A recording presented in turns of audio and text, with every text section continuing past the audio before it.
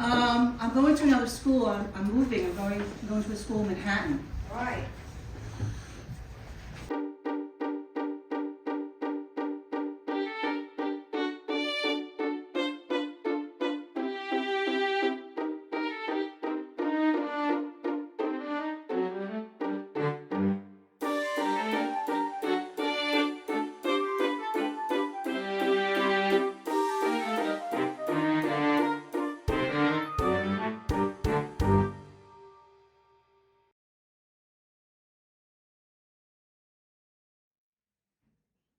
Thank you, Emma. Actually, that was a true story. I was in the elevator the last day at New York with my box, and the custodian came up to me and he's like, "Where are you going?" And I'm like, "I'm going to Manhattan." He just stared at me for like a minute and goes, "Why?" And then the elevator doors closed, and I was like, "Oh shit, what the fuck did I just do?" So some of you may have seen my first show, Pedagogy 1, which is really about my first half of teaching, which predominantly was at New Dorp High School. This is Pedagogy 2. This is the sequel. We'll see how sometimes the sequel doesn't go the same way. So thank you all for coming. And so I did leave New Dorp High School. And I decided, why did I leave New Dorp High School? First of all, there wasn't much growth while I was there. I loved New Dorp High School. It was one of the greatest schools. I had great students. I was loved there. I gave the commencement speech. People liked me. But there were certain things I wanted to do, and I just couldn't do them at New Dorp. So I wanted a little growth. I wanted to start a travel program. They weren't really interested in a travel program. I wanted more diversity in the staff. At New Dorp, everybody got married. I wasn't getting married, so I needed to find I actually needed to find more single people so I could get married. It was really funny. The first day of school at New Dorp, the women would be sitting in the cafeteria, and every single guy that came in, they were married by happy hour. So I needed more diversity in the staff. I wanted more creativity. I thought I would find that in Manhattan. And I wanted a little bit more say in the school. I never left New York because of the students, and some people are like, why would you commute to Manhattan? Let me tell you, the commuting wasn't half of it. So I went to a school called Art and Design High School. But let me explain a little bit about what I do. I'm a social studies teacher, and when you teach social studies, it's all 4 years. So the kids get 2 years of global, then they get a year of US history. They get 1 term of US government, 1 term of economics. There are a few electives they can take. They can take sociology. There's a total of 4 years, and I taught every single class. There are people who actually only just teach US. Oh, I can't teach global. I've never taught it before. I'm like, you're a social studies teacher. You teach it all. Right. I also taught some electives, which I wrote. I created something called 20th Century Social History. And then I also taught an African American history class. But I had to call it History of the American Minority, because apparently at New Dorp they didn't want me to offend the other minorities because I wasn't teaching about them. So we called it History of the American Minority. I didn't quite understand. And I taught sociology. Now, I'm at Art and Design High School. And one of the things that I liked about Art and Design High School was they needed a travel program. So the question was it worth it? Was it worth the hassle, taking the kids? Yes or no? Should we take the kids on tour? Yes or no? So I did a lot of traveling with them. As you can see up here, I went to Paris. My first trip was China. We went to the Berlin Wall. We went to Japan. We went to Rome. My first tour was China. Has anyone ever done the Great Wall? Anyone? Oh my God. So one of my former students was from New Dorp, danced for the Brooklyn Nets. And she called me, she's like, Miss Richards, if you go to the Great Wall, you gotta bring sneakers. So I was like, why? And she's like, because it's very aerobic. And me and the parents, we were like, oh my God, thank God we brought sneakers. I can see why nobody invaded China. It's very difficult. The best part about that wall was there was a slide at the end, and you could just slide down. It wasn't DOE approved, but shh. So administrators don't like trips. They don't like trips. So they're like, what do you get out of taking kids on trips? You don't get anything tangible. You have nothing to put up on the wall. You got nothing tangible. So I want to talk about some of the positives of taking kids and travel.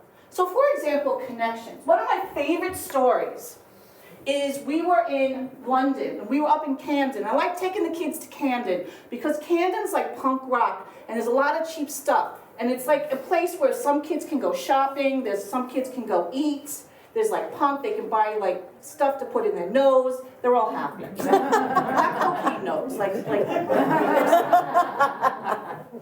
not the 80s. So there was a few kids that were kind of just like standing there. I'm like, do you want to go see if we can find where Amy Winehouse lives?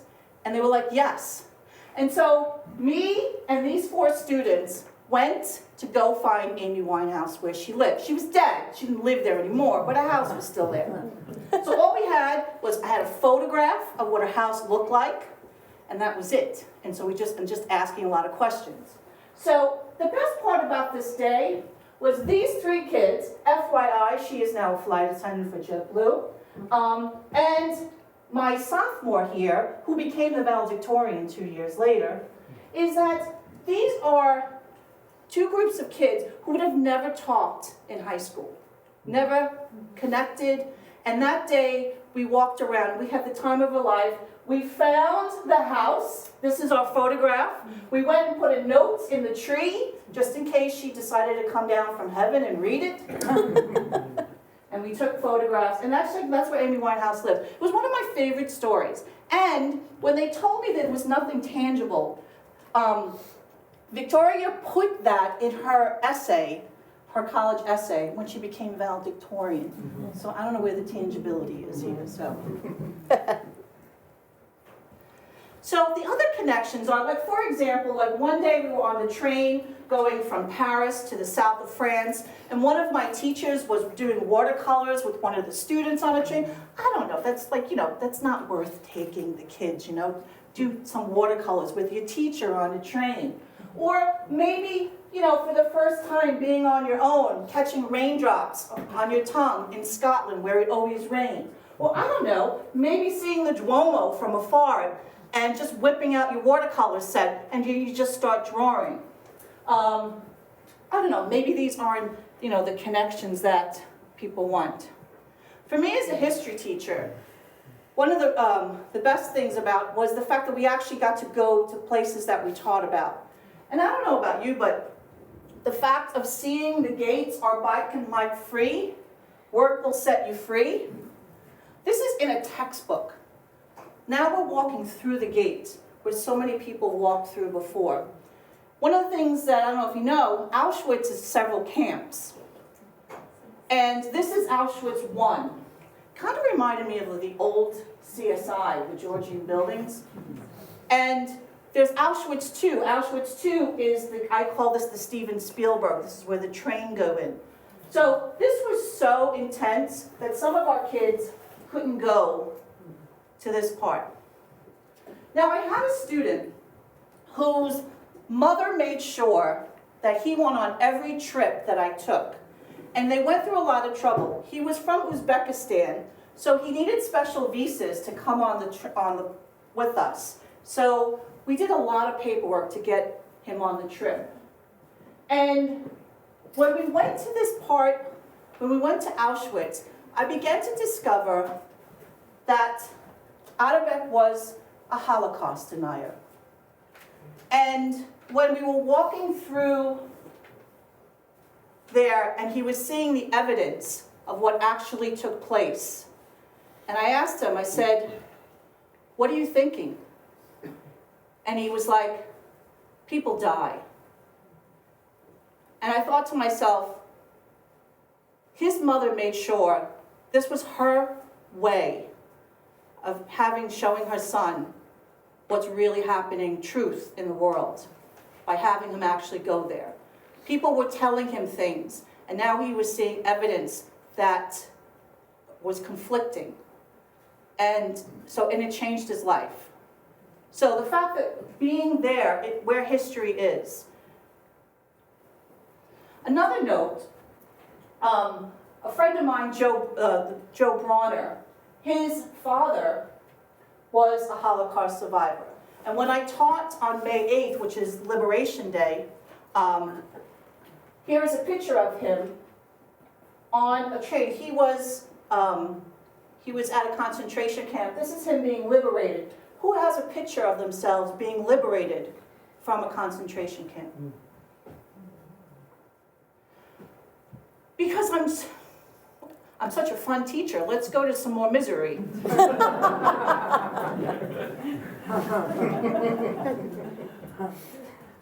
So I also took the kids to Japan. And another thing in our textbooks is the atomic bomb. And that's the only thing that survived during the atomic bomb in Hiroshima. So the story with this goes is we were on the bus right before we got here. And we were on the bus, and there was these two old ladies. They had to be like 80 years old. And so these two old ladies get on the bus, and two of my kids give their seat up, and they let the two ladies sit down. So in Japanese, they asked our guide, what were we doing there? Because it was obvious we weren't Japanese. There was like 50 of us on a bus. And so our guide explains that we were there to visit the atomic bomb, to visit the city. And so all of a sudden they go in the bag and they grab their cookies and they give my two boys that gave up their seats some cookies. All of a sudden I realized that these women were 80 years old. They were in their 80s. They were alive during this time period when the bomb was dropped in Japan. Now, I don't know where they lived at the time, but they were definitely of that age. And all of a sudden, the humanity hit me. And at that very moment, the bus door opened up. It was time for us to get off. And we all empty the bus, and I look up, and that's what I see, the first thing I see. I broke down, and I started to cry. I didn't expect it. I wasn't expecting that, because every time I looked at it on a piece of paper, I never cried. But when I saw that, after I just met those two women, the humanity of what that bomb did struck me. And I had to excuse myself for the first time from my students. Other things I didn't realize about the city was this was a memorial to the Koreans, because apparently a lot of Koreans lived in Japan. I didn't know this, but Koreans were a big minority population in Japan. And because they were a minority population, they were treated less. So they figured this city would be an easier target to hit than other cities. That was one of the reasons why Hiroshima was chosen, one of the reasons. And then also here was a memorial of the children that perished, made by children. Connections, traveling through connections. Mind you, there's no lesson plan in this. The other thing that we did in Japan was we met up with students in a park, and the kids just sat down and they communicated. Mind you, none of my students spoke Japanese, and none of the students from Japan spoke English. So they had to learn to communicate without knowing each other's language. And they did so through drawing. And what they started to do here was draw symbols and things, and then they eventually learned each other's name, how to say in English, how to say in Japanese. Connection. Now that I'm retired, I really think I like to go into tourism. One of the things I like to do is design tours. And if you know me, you know I love Ireland. But my problem was I never wanted to take kids to Ireland because I have fun in Ireland. Why would I want to take kids there? Right? Well, it got to the point where it was like we had to go to Ireland. Kids were asking to go to Ireland. I was like, all right, we broke it down. But I used what I had. The fact of the matter is I knew so many people over there that I was able to actually make the tour so much better. So we went in 2016, which I planned that way, which was the 100th anniversary of their revolution. And we went the week after, saved a little money. But I got my friend Kevin, who is a teacher, now he's a principal in Dublin, and he actually read the proclamation, which is their Declaration of Independence, in front of the General Post Office, where the revolution started. And then he walked us down O'Connell Street, and then his brother, who was a Franciscan, took us to the church to show us how the church helped out during the revolution. And then he showed relics of Padre Pio. And for a lot of my students who were Catholic, this was very, very cool for them. And then he took them for fries, chips, which was even cooler for everybody. We went to Derry, which was in Northern Ireland, and my friend Tim, who was a local artist, instead of just doing the walk around the wall, he took us to this really cool antique store, vintage shop, and then he took us to all the different places where people made art to show how Protestants and Catholics came together to create peace. And then, of course, he found a mall with a bathroom and fast food, because I have teenagers. So this was the best type of tour. And of course, we got to see the murals, and we went to the different parts, the Catholic, the Protestant parts of the city. The other thing that I love, and I taught at an art school, is I love street art and graffiti. So when we went to London, I found a tour company that did a street art tour. So we got to take a picture behind a Banksy. Now, a lot of you know who Banksy is. If you don't know who Banksy is a street artist who nobody knows who he is. A lot of people don't know who he is. And he kind of hits and runs, and his shit sells for a lot of money. But the thing is, when he does something, people steal it. So a lot of times what people do is they put plexiglass over it so nobody can steal it. This Banksy was behind an alleyway in a pub. So he's not flashy, he doesn't do it like on the main street. This was like in a back alley. And the story behind that, it says on there, it says, this is an official graffiti area. He stenciled that. And then he took it said official city logo. So people thought it was official and they could actually graffiti there. What it was the stencil of a Marlboro cigarette box. We took a spray painting class. We learned how to spray paint, because that's what you want to teach teenagers, right? How to spray paint.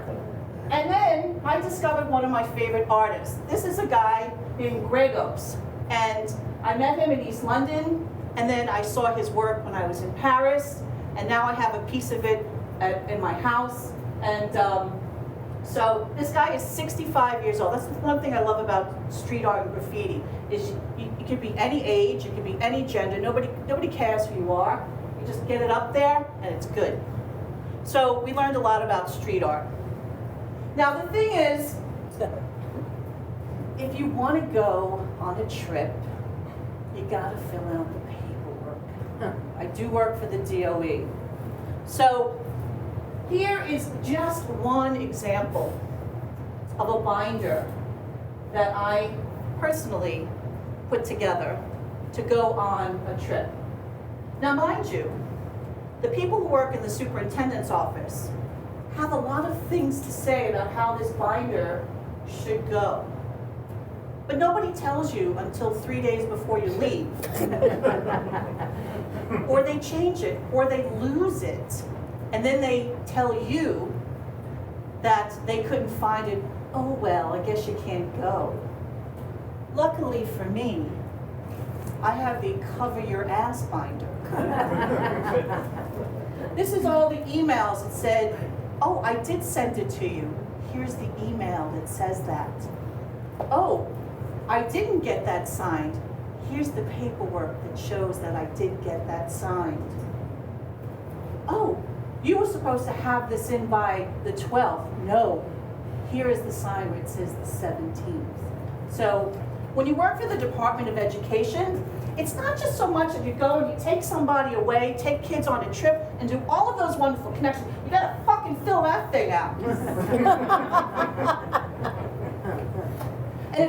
like it the day before you leave, you have to redo that thing all over again. And if you don't, the superintendent will not sign the trip form. And if the superintendent doesn't sign the trip form, you don't go away. And kids lose their money.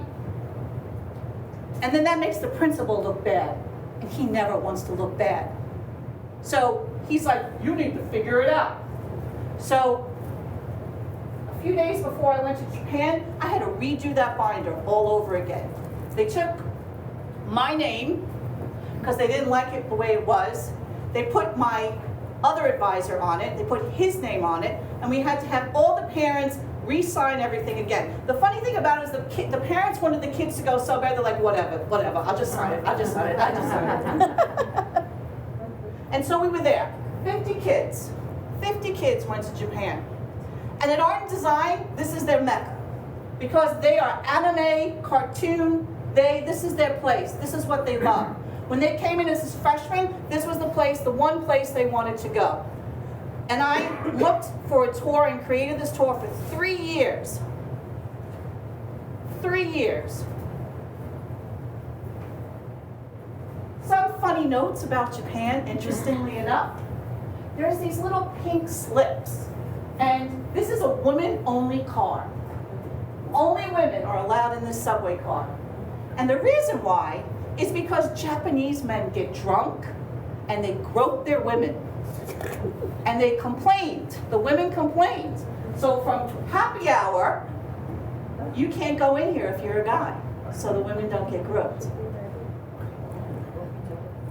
The other thing that we did, we saw Studio Ghibli, which is kind of like a Disney. And then of course we had all these anime masks.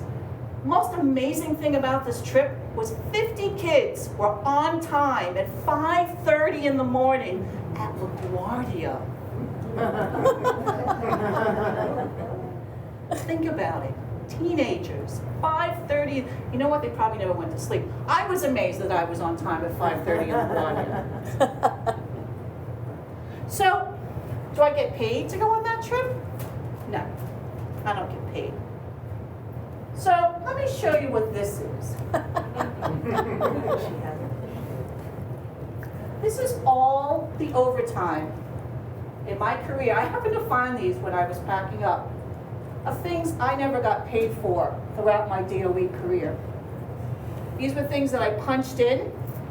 This was staying late for a trip meeting. This was compensation time. This was an advisor. Kids wanted an advisor. So these are things, oh no, I'm sorry. These are things I never got paid for. Sometimes because they didn't pay you to do it, but another time is, like, so for example, they asked me one night to stay for the international night. So they're like, you can clock in. So I clocked in, and then I went to go fill out the procession sheet. So when you have a procession sheet, you have to get it signed by an assistant principal.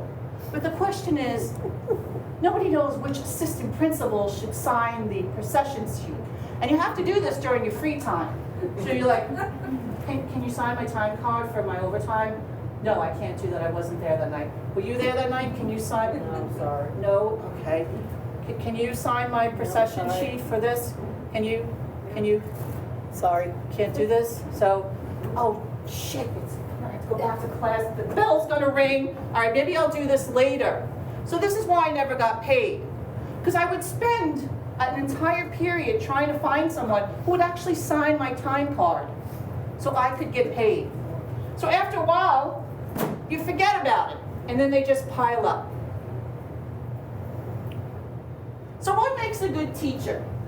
Now, I went to the source, Facebook. Yes, that is my source, because I believe in evidence. So I went to Facebook and I asked you, what makes a good teacher? And one of the things said, enjoy what you're doing. Curiosity, inspire, like kids, advocate, empower, compassion, flexibility, explain things, be creative, have common sense, make a connection. But oh no, none of that matters. The only thing that matters is Danielson. Round of applause. Who knows who Danielson is?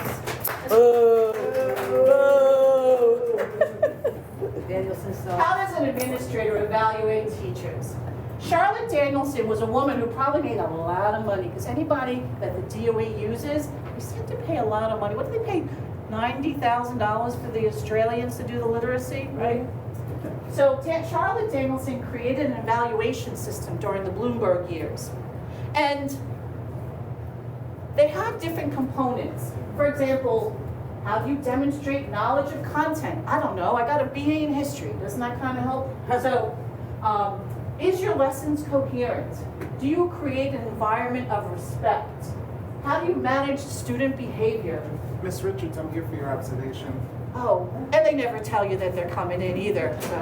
And do you have a lesson plan? Yeah, I'm due, okay, all right, excuse me. It's your contractual obligation to have a lesson plan. Okay, every right, day, Miss all Richards. right, here we go. No, And I noticed that the travel stuff is good, yada, yada, yada, but there's no objective. What's your objective? my objective is to finish this presentation. Is that your criteria for success as well? My criteria for success is I've already retired, so I'm successful right now. Excuse me, on a scale of 1 to 10, how challenging would you rate this lesson? Oh, 11.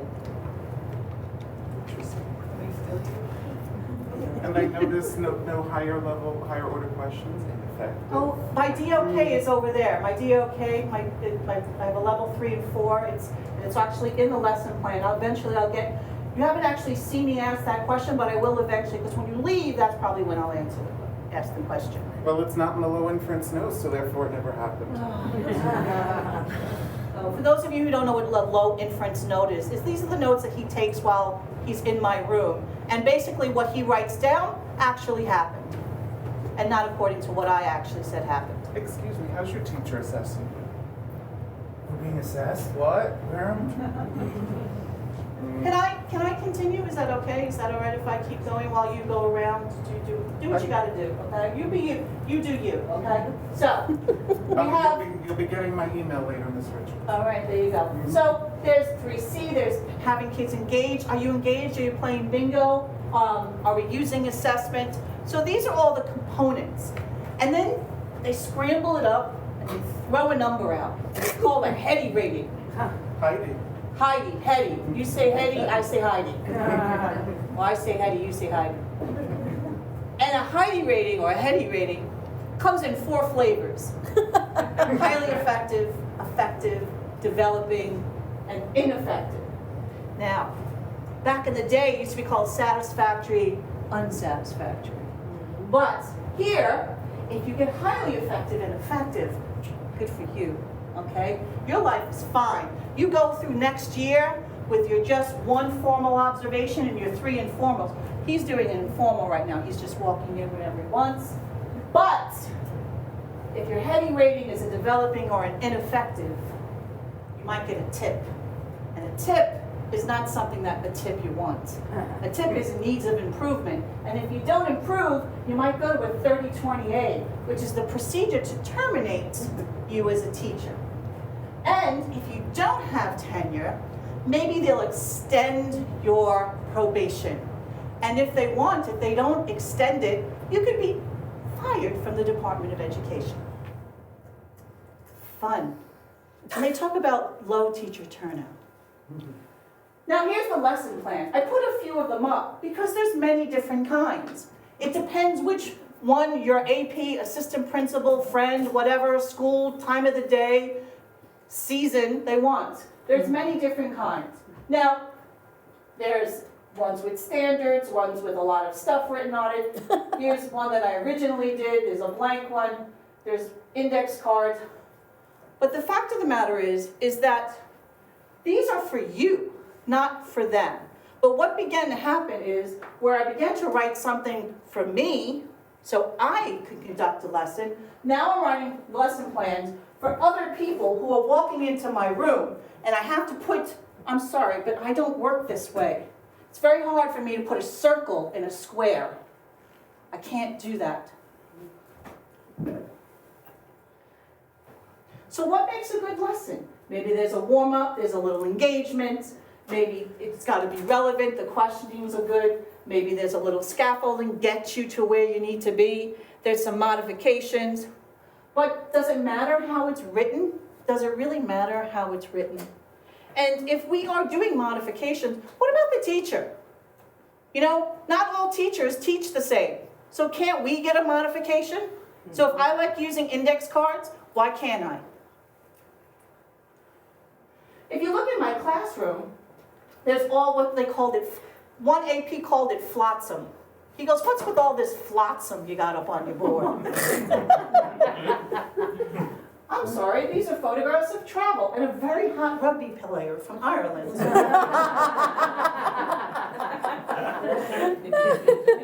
there recycling that the kids never do? And my favorite is the kids graffiti by name.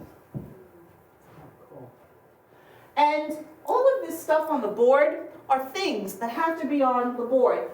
Not for the kids, because they look at their phones. Right. They don't look at the board. This is for the APs. These are all, and if, God forbid, you switch rooms. Like if you're lucky enough and have your own room, which is kind of a bit of a myth in the DOE. Some people have their own room for the entire life, and some of us have to walk around with a USB stick because we don't have our own room. So here's what we got to do now. Oh, I love this aid here. How would you compare, evaluate our nation's history of a peaceful transition of power? And would be considered to be a hallmark of our history? To What year did I extent, teach Ms. that Richards? in? To what extent? To what, oh, I'm sorry, to what extent? Gotta make it a DOK. Level Bingo. You got bingo? Yes. Oh! All righty, here we go. We have a winner. Now, usually when I do bingo with the kids, the rest of the kids are haters. They're like, oh, she cheated. So you all have to say that. Oh, you cheated. All right, don't worry, there's more prizes. We have second and third, all right? So if someone else gets bingo, this is Star Spangled Banner. There you go. You have to sing it for us later. Oh. Thank you. So here are some of my boards. I love the Venn diagram, Let me tell you about this lesson. This is a great lesson. I actually got to meet Ruth Bader Ginsburg. And I didn't meet her when I worked at James Madison, which she was an alumni of, but I got to meet her when I worked at Art and Design. And she told us that her mentor was Thurgood Marshall.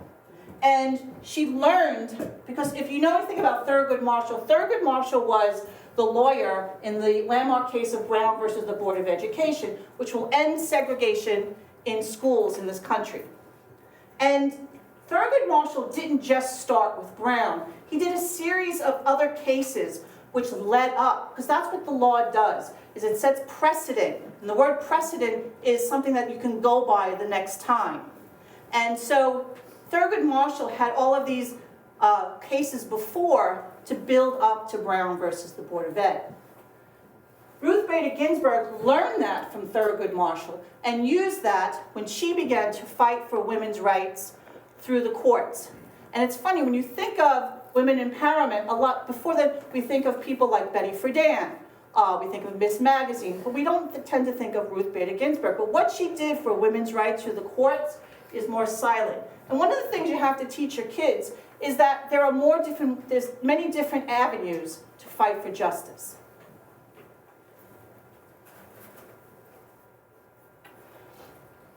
Now,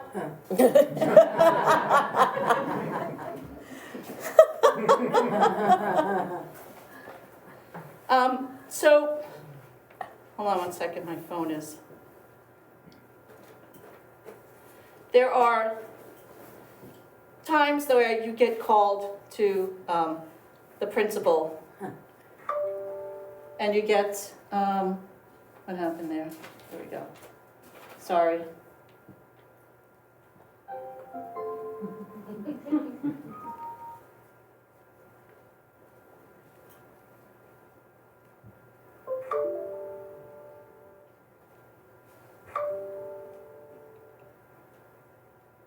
All right, just having a little technical difficulty.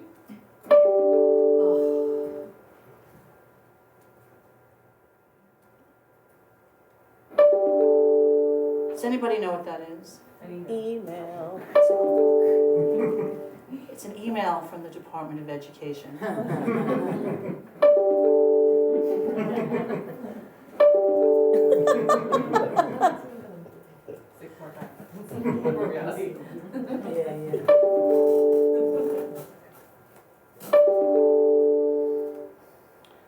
I heard this so often that I began to get PSPT, PDS, PSTD.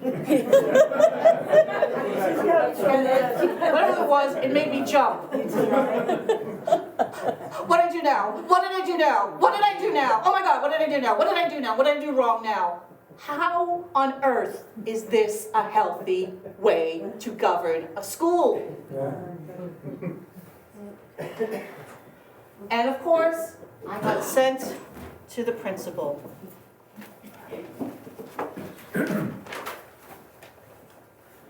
One day, my AP came in my room unannounced. Walked in for 5 minutes, and then he walked out.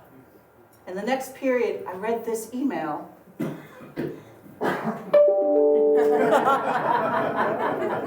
From my AP. I visited your 6th senior class for a low-stakes visit today. You were typing on the computer. The para was seated at the rear. At 12:06, your ICT partner was at the front of the room reading review questions. T1, what is a conglomerate? S1, big. S2, that means student 1, student 2, that's a low inference note. S1, S2, big company. I was not shown a lesson plan as required. There are 12 IEP students in that class, and there was no evidence that anybody was monitoring them despite the presence of another teacher and a para. There was no evidence that you saw those questions before the lesson began and that you were having difficulty reading them. There was no evidence of planning since I was not offered a lesson plan. Well, I'm usually calm and collected, but no. That was fabricated. Lesson plan? So I went and grabbed my lesson plan that he said I didn't have for that day. And I took it, actually, I think you tell it better. Yes, I was teaching in my room when this happened, and all of a sudden I see Nanci march out of her room with her co-teacher behind her. And I have her view right from my classroom window, and I know what she's gonna do. I know what she's gonna do. And she's got the lesson plan like that, right that in her hand, and so. You wanna play gotcha? And, Here's your fucking lesson plan. and all I was thinking was I wanted to jump in like an interception. No. So needless to say, I got my first letter to file.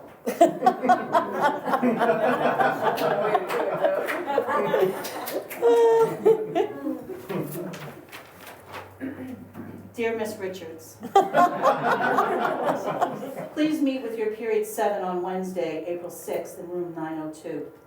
I would like to discuss my visit to your 6th period class today and the conditions I found. You are advised that you may want to invite union representation because this meeting may result in disciplinary actions. This is the life I led every single day at the High School of Art and Design. So there's coping mechanisms.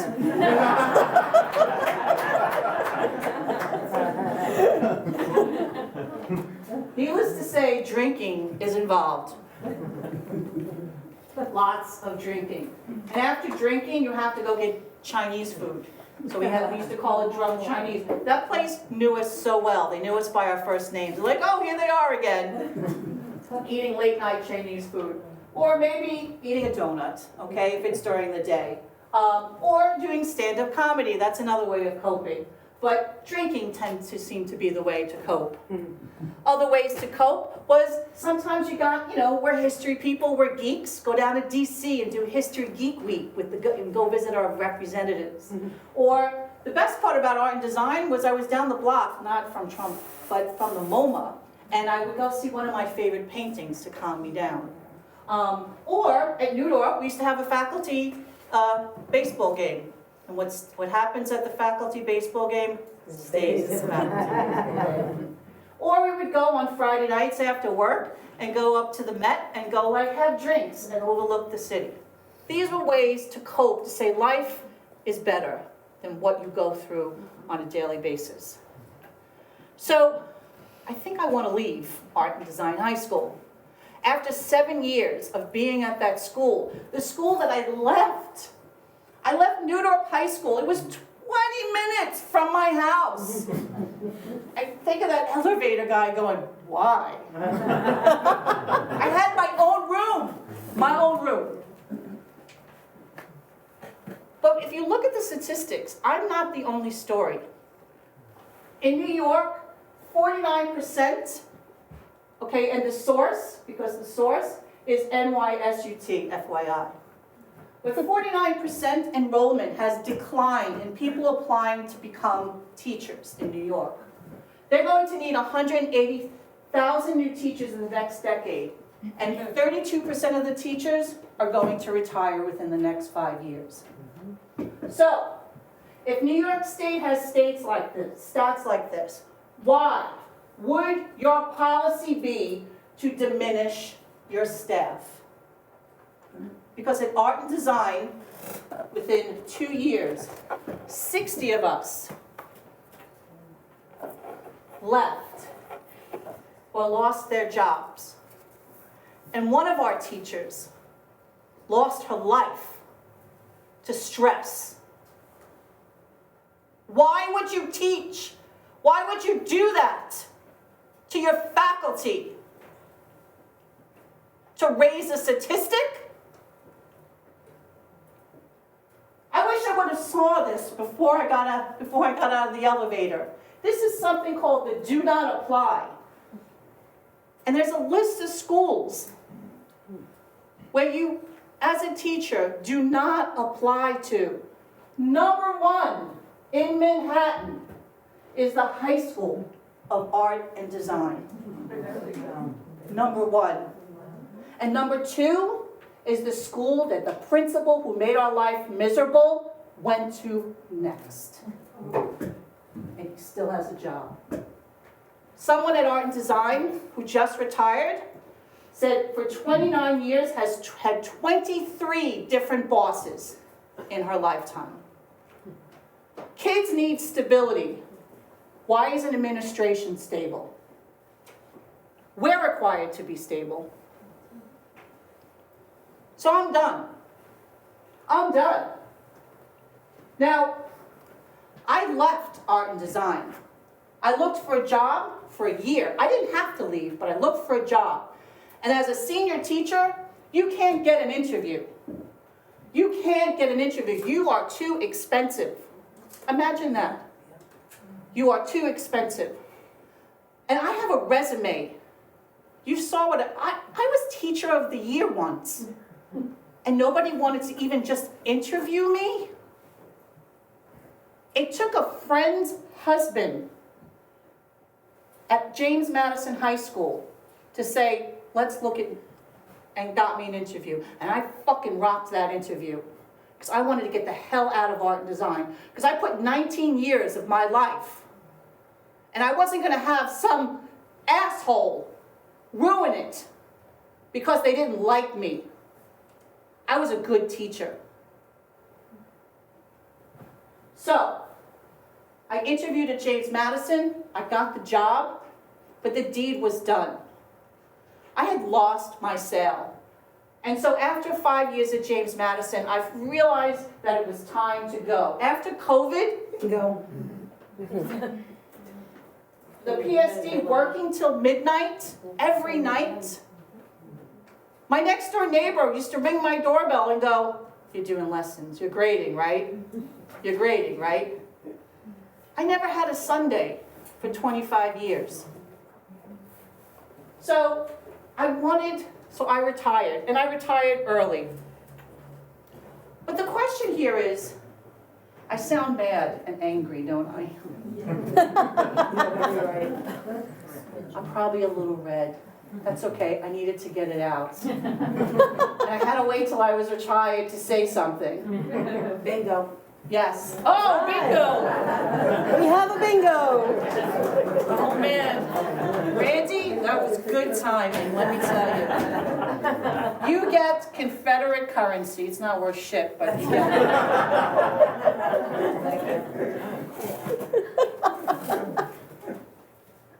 And I just wanted to, there was a lot of good at art and design. A lot of good. So one of the things that was great was the Verizon strikers. The Verizon office was directly across on 56th Street, and they were yelling. They were yelling, and the kids were making fun of them. And they're like, "Ah!" And I'm like, no. I was like, do you know what those guys are doing out there? And they're like, they're making too much noise. I go, hold on a minute. So I went downstairs, and I got 4 workers, and they came up, and they talked to the kids about why they were on strike and what the reasons they were doing. And from that moment on, those kids went out and bought them coffee. They supported them. The kids in the elementary school made them cookies, and they never questioned what happened and why people were sacrificing and what they were doing on strike. And my kids walked out and said that was the best lesson I ever had. That was something. That didn't get written up. That wasn't a DOK. What DOK was that? When I started at art and design, I was a history teacher in an art school. And I went to something called the Spring Arts Festival. And I had this kid, Joe. And Joe was like a 70 kid. You know, he was all right. He passed, he was all right. And I went to the Spring Arts Festival, and I saw Joe take a dot. Bingo.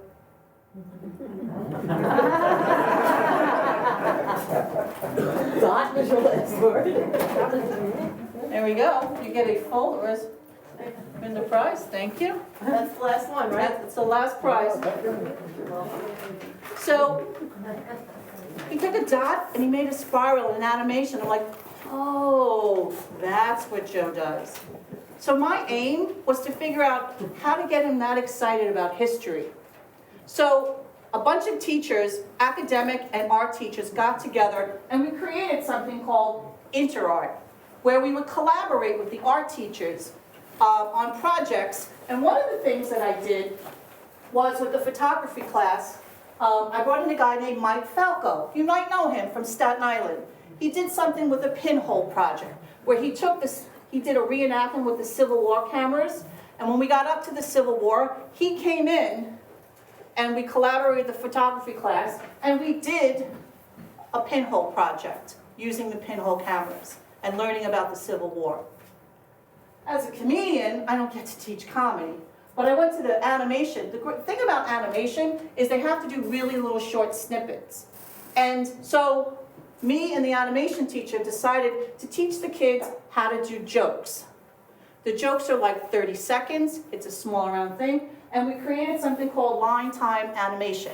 And the kids wrote their own jokes and then made animations from it. And then the kids who didn't want to write jokes, I got comics to come in, and they gave them jokes, and they animated it for them. They put it up on the YouTube. The other thing is team teaching, is the other thing that came out good. So I have to say something about team teaching. You can have people that really suck at team teaching. They sit in the back of the room, they never call you, they don't talk to you, and every once in a while they go, I got an idea. It's not exactly how it works. Fortunately, when I went to James Madison, I encountered some of the best partners I ever had in teaching, and one of them's here tonight.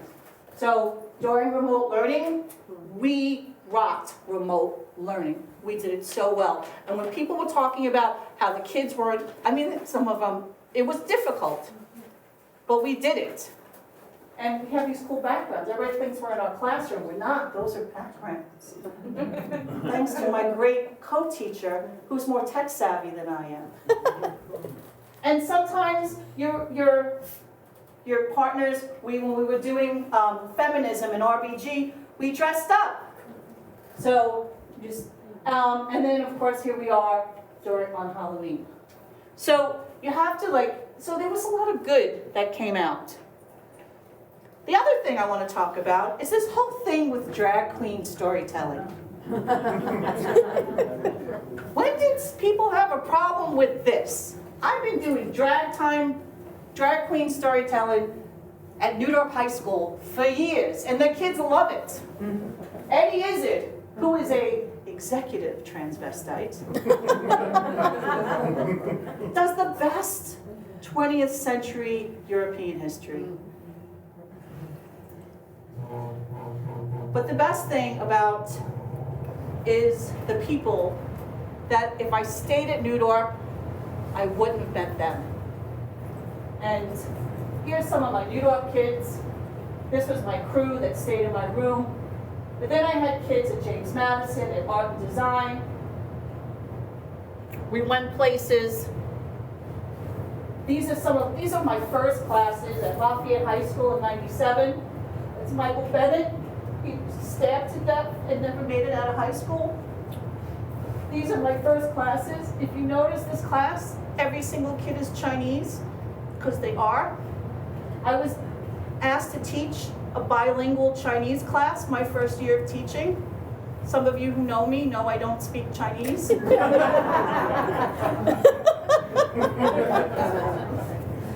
But they're smiling.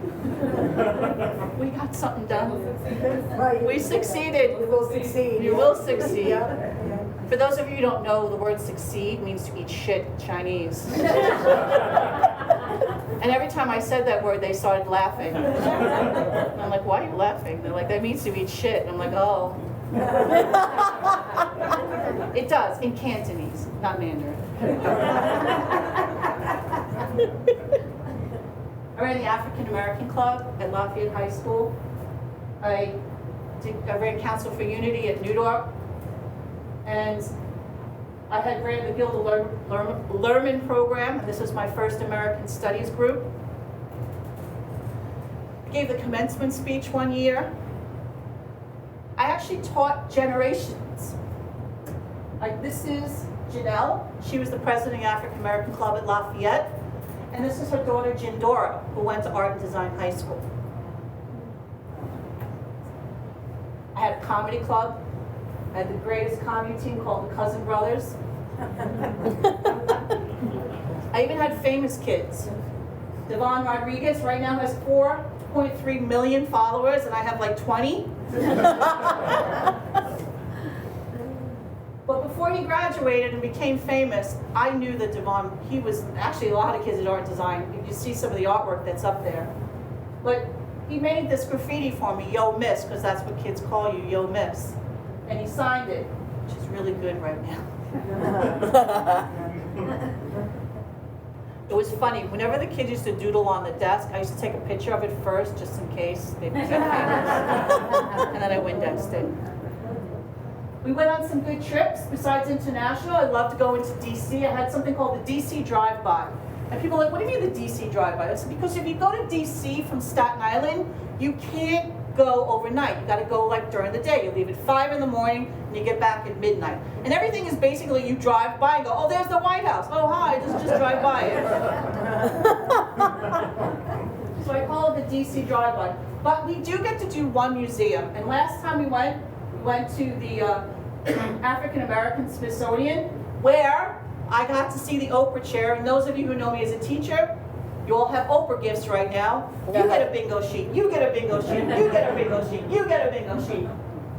The kids got to go to the lunch counters and look at, during the Civil Rights Movement, we went to the Vietnam Memorial. And FYI, you know the columns in the Capitol? If you notice, they're corn. Because they're designed, because that's what's important in US in regards to with food in this country. I also at one time was asked to give a candle. I got a candle and I could get a candle from Kara, who became a math teacher. She's here today. And so she's actually progressed from being a student to being a teacher at Paul. God bless you. Middle school and 27. And I met some of the best people in my life from moving. These are my lifelong friends. These are the people that had my back. These are the people that made me laugh. These are the people that bought me shots. You got me my shot when I got tenure. I did. I make more money. This guy, Rich, I just want to tell you a little story about Rich. When he was a first-year teacher, because he didn't have tenure, he was asked by the principal to go spy on a union meeting and report back what we were saying about administration. Do you know what Rich did? He reported back to the union and told them what the principal made him do. That's bravery. There's Maya. That's when we went to the prom. I also made great friends in Madison High School, my co-teachers. I've traveled with my friends. We went to Tanzania last year. We're going to Egypt in February. We like to dress up at James Madison. We're very good at that. And traveling. Robert has a big mouth. You can't travel unless you have people that you trust. Because at the end of the day, even though that binder was ridiculous, you are responsible for those kids when you take them overseas. And you want to be with people who are responsible and fun and make the kids have fun. And I want to thank these guys for helping me in travel. Also, when you sit on an express bus, you tend to notice things. This is the commute. Baby crying loud on bus. I thought the 10X was only for loud adults. A baby crawls faster than this. Just because it's in another language doesn't make it okay to Skype on your phone. Young people I can relate to with finally. Overheard. Attention ex-bus drivers. Do not go over the mattress. I repeat, do not go over the mattress. The guy next to me is snoring, but he's hot. I'll give it a pass. The NTA should take lessons from the Japanese. And I wasn't on the express bus for this, but this flight is very similar to the 2X. And I got my Signia tips from Yomis. Everybody thinks it's tips from Yams. And my last lesson. The last lesson I had, I was teaching summer school. And I told the kids, I was like, I don't know if you realize this, but today's my last lesson. And they're like, really? I go, yeah. They're like, I'm retiring. So I was like, I'm going to teach you a word. The word is pension. You'll probably never see it or hear it in your lifetime. But the next time your family is bashing unions, I want you to think of Miss Richards. Because when she walks out of this classroom today, she's going to get a paycheck for the rest of her life. That's right. That's right. Yeah. I'm done. Thank you. Yeah.